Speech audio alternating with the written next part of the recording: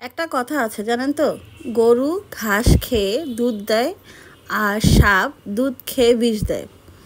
কিছু মানুষের কাছে আপনি কখনো নাই যেতে পারেন, কখনো আপনার সাথে সম্পর্ক নাই থাকতে পারে, কিন্তু কিছু মানুষ আপনার ক্ষতি করা কখনোই ছাড়বে না।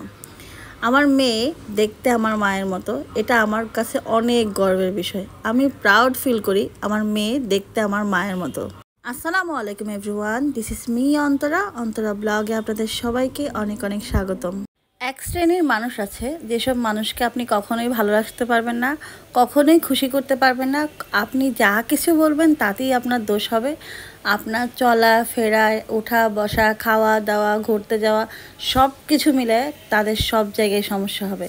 তাই মানুষ হলো এমন এক প্রাণী যে প্রাণীকে কখনোই খুশি রাখা যায় না।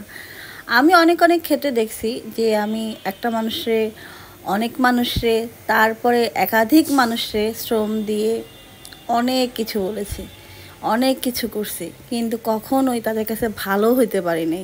সুতরাং মানুষ এমন এক প্রাণী, মানুষকে কখনোই খুশি করা যায় না, সেটা যেই হোক না কেন। এই ভিডিওটা হলো রোজার সময়ের ভিডিও। জাস্ট আমি এত অলসে মানুষ যে কিনা এডিট করে যে ভিডিওটা আপলোড করব ওই সময়টা আমি পাইনি। ইতিমধ্যে রাহার একটা ইউটিউব চ্যানেল খোলা হয়েছে, ফেসবুক পেজও খোলা হয়েছে। কিছু মানুষ কমেন্ট করতেছে যে আপনার মেয়েটাকে দেখতে অনেকটাই আপনার মায়ের মতো। আরে ভাই, আমার মেয়ে তোমার মায়ের মতো হবেই, তাই না? যে মানুষটা তার জন্মের আগে থেকে তাকে লালন পালন করা শুরু করছে, সে যখন পেটের ভিতরে ছিল তার সেবা যত্ন করছে, সে যখন দুনিয়াতে আসছে তার হাগু মুতু অ্যাসেট্রা ডাক্তার দেখানো, তার একটা যে বাচ্চাদের যে একটা কেয়ার, ওই কেয়ারটা সেই মানুষটা করছে, তো দেখতে তার মতো হবে না? আমি তো মনে করি প্রত্যেকটা মানুষই সেটা হওয়া উচিত, যে মানুষ আপনার পেছনে এফোর্ট দিবে, আপনার ভালোবাসার মর্যাদা দিবে, আপনার সময়ের মূল্যায়ন করবে, সেই মানুষটাকে আপনার অবশ্যই মূল্যায়ন করা উচিত। এটা যেভাবেই হোক না কেন, এবার সেটা রূপের হোক, অন্য কিছুতে হোক, আর যা কিছুতেই হোক না কেন। অনেক মানুষই বলে আপনার মেয়ে দেখতে আপনার মায়ের মতো। এতে মন খারাপ করার কিছু নাই রে ভাই। আমার মেয়ে যখন পৃথিবীতে আসছে ওই সময়টা আমার কাছে একটা মোস্ট গোল্ডেন টাইম ছিল, যে টাইমটা আমি সম্পূর্ণ আমার মায়ের কাছে ছিলাম। সে কনসেপ্ট যখন করছে সেই দিন জানার পরের থেকে শুরু করে তার জন্মের আগের দিন পর্যন্ত আমি আমার মায়ের কাছে ছিলাম। ফুল ট্রিটমেন্টটা ছিল আমার মায়ের। সুতরাং আমার মায়ের মতো আমার মেয়ে হবে এটাই স্বাভাবিক। তারপর মেয়ে জন্ম হওয়ার প্রায় 9 মাস পরে আমি আবার জবে জয়েন করি। তো তার মতো হওয়াটা স্বাভাবিক নয় কি? আমাদের গোষ্ঠীর ভিতরে আমার দেখা সবচেয়ে সুন্দরী মহিলা হলো আমার বড় বোন বিনু আপু, আর দেন আমার মা অসম্ভব সুন্দর, তারপর আমার মেয়ে। এদের সেম কালার টোন, তাদের চলাফেরা চেহারা দেখতে অনেকটাই সিমিলার। যা হোক, যেটা বলতেছিলাম, কিছু মানুষের বিড়বিড়ানি একটু চুলকানি আছে।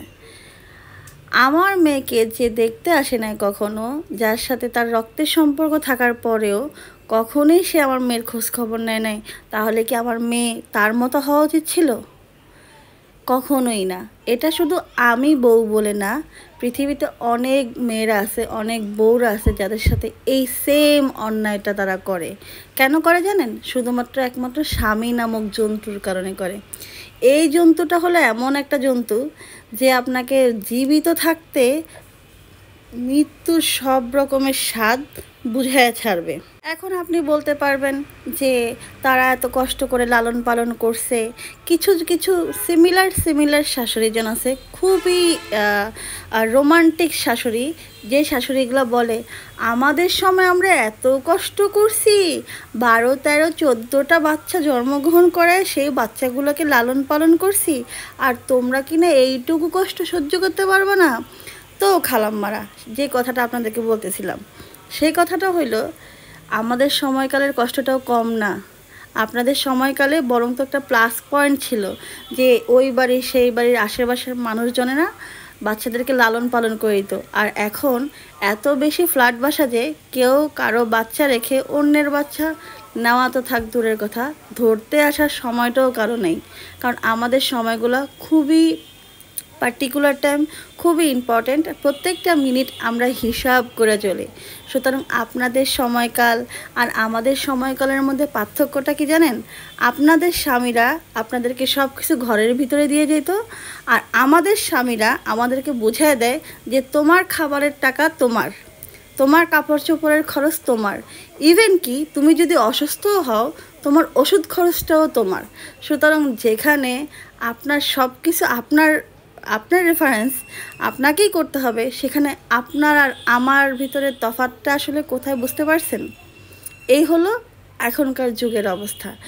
তবে এর ভিতরে কিছু মানুষ খুবই সুখে আছে, যাদের ভাগ্যগতি কারণে তারা সুখে, তাদের সব কিছুর জন্য বাহিরে যেতে হয় না, তাদের হাজব্যান্ডরা আলহামদুলিল্লাহ এত বেশি ভালো যে যারা সব কিছু বাসায় এনে দেয়, অ্যাটলিস্ট একটা সেফ ফিউচার আছে।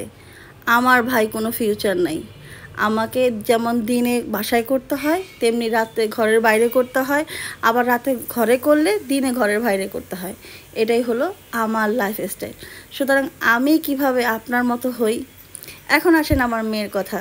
রাহা হলো আমার জীবনের সেই নারী, সেই মেয়ে। রাহা আমার লাইফের মোস্ট সুন্দরী নারী, আমার হোল লাইফে। ইভেন রাহা আমার চেয়ে অনেক সুন্দরী, সত্যি কথা বলতে। রাহার জন্মের পর 6 বছর পর্যন্ত ওর দাদাবাড়ির কোনো মানুষজন আসেনি দেখতে, শুধু ওর চাচা একজন আছে মিজান, ও আয়সা দেখে গেছিল রাহাকে, শুধু এতটুকু, আর কিচ্ছু না। তাহলে আমার মেয়ে, যে মেয়েটারে একটা মানুষ লালন পালন করলো, ইয়া করলো, সব কিছু করলো, সে তার মতো হবে না দেখতে? কেমন আপনাদের কমেন্টগুলো ভাই, কেমন আপনাদের কমেন্টগুলো শুনতে আমার যখন পড়ি আমার খুব খারাপ লাগে, খুব বাজে লাগে এই কমেন্টগুলো। যাই হোক, যে আমাকে কমেন্টগুলো করছেন তাকে অসংখ্য ধন্যবাদ। এখন আসেন, আমার মেয়ে দেখতে যদি আমার মায়ের মতো হয় তাহলে এটা আমার কাছে অনেক সৌভাগ্যের বিষয়, কেননা আমি কখন আমার মায়ের আদর ভালোবাসা পাই নাই। পৃথিবীতে অনেক মা আছে যারা বাচ্চাদেরকে জন্মের পর ডাস্টবিনে ফেলে রেখে চলে যায়, ওখানে ফেলে রেখে চলে যায়, সেখানে ফেলে রেখে চলে যায়, ডাস্টবিনে, নর্দমায়, রেল স্টেশনে, বাস স্ট্যান্ডে, অনেক জায়গায় দেখবেন যে কিছু মা আছে তাদের বাচ্চাকে ফেলে রেখে চলে যায়।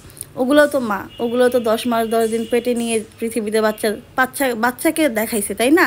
তাহলে ওগুলা ভাই কেমন মারে? মানুষকে প্রশংসা করতে না পারেন, মানুষকে দুর্নাম করার কোনো দরকার নাই, কারণ প্রত্যেকটা মানুষেরই এক একটা ধরনের গুণ নিয়ে আল্লাহ তাআলা পৃথিবীতে পাঠাইছে। আমার মেয়ে মাশাআল্লাহ আলহামদুলিল্লাহ, আমি অনেক খুশি, অনেক সুখী। আমার রাজকন্যার মতো একটা মেয়ে আছে, যার সাথে অ্যাটলিস্ট আমি সব কিছু শেয়ার করতে পারি। রাহার সামনে যদি কেউ আমাকে একটা বাজে কথা বলে, রাহা তো তারা জাস্ট গাইলা দিবে, এমন একটা অবস্থা। সুতরাং আমি আমার মেয়ের অনেক ভালোবাসি। কিছুদিন আগে এই যে রাহাকে 2 ঘন্টার জন্য বাসায় রেখে গেছি, রাহারে বিভিন্ন ধরনের খারাপ মানুষরা বলে তোমার মা তো অনেক খারাপ, তোমার মা হলো প্যাকাটি কটকটি।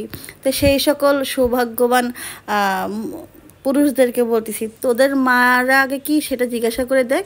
তোদের মা যদি প্যাকাটি কটকটি হয় তাহলে আমিও আমার মেয়ের জন্য প্যাকাটি কটকটি, ঠিক আছে? এটা হলো তোমাদের জন্য আমার সুখের সমবেদনা। আর দ্বিতীয় কথা হলো, চরিত্রটা ঠিক কর। নিজের চরিত্র ভালো হলে অন্যের চরিত্র ভালো মনে হবে। নিজের চরিত্র যদি ভালো না হয় তাহলে কখনোই অন্যের চরিত্র নিয়ে জাজমেন্ট হওয়া একদমই উচিত না ভাইয়ারা, ঠিক আছে?